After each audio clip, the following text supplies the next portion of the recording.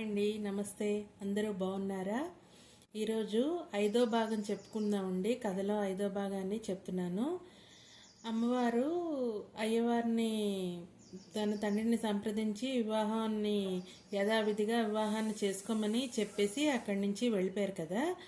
అప్పుడు పరమేశ్వరుడు కూడా తన స్వస్థానానికి వెళ్ళి సప్త ఋషులను, అరుంధతీదేవిని మధ్యవర్తిత్వం నరపడానికి హిమవంతుని దగ్గరికి, మేనాదేవి దగ్గరికి పంపిస్తారనమాట.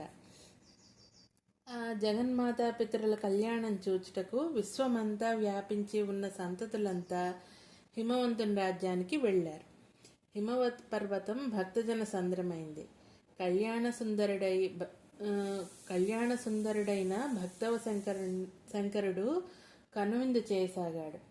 అమ్మవారు పెళ్లి కుమార్తెగా చెప్పనలవి కాని సౌందర్యంతో అందరికీ కనువిందు చేయసాగింది. కళ్యాణం అంటే పార్వతీ పరమేశ్వరులదే అన్నట్లు ఉంది అక్కడ వాతావరణం అంతా.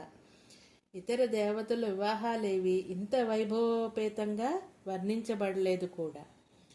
వివాహంలోని వరుని ప్రవర చెప్పే సమయం వచ్చింది. ప్రవర అంటే ఏంటంటే ఆ వంశానికి కర్తలైన ఋషుల గురించి వరుడు ఫలానా వంశానికి చెందినవాడని అందులో వివరిస్తారన్నమాట. తంతు నడుపుతున్న చతుర్ముఖ బ్రహ్మగారు మౌనం వహించారు. నారదుడు చొరవ తీసుకొని శివుని గూర్చియే తెలియని వారు అతని ప్రవరు ఎట్లు ఊహించగలరు అని అన్నారన్నమాట. ఎవరి నుండి ఈ సృష్టి అంతా ఆవిర్భవించిందో అతడే పరమేశ్వరుడు అని వివరించాడు.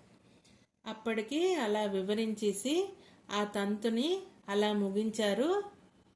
చతుర్ముఖ బ్రహ్మగారు తంతుని ముగించారనమాట. వివాహం అయిపోయింది. వివాహం అయితే అయింది, కానీ హిమవంతుని మనస్సులో ఒక శంక మాత్రం ఉండిపోయిందండి.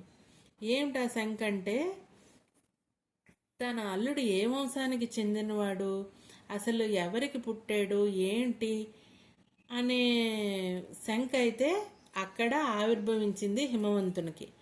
అయితే ఇంకా అక్కడేమీ అనలేక అతను ఊరుకున్నాడు అన్నమాట.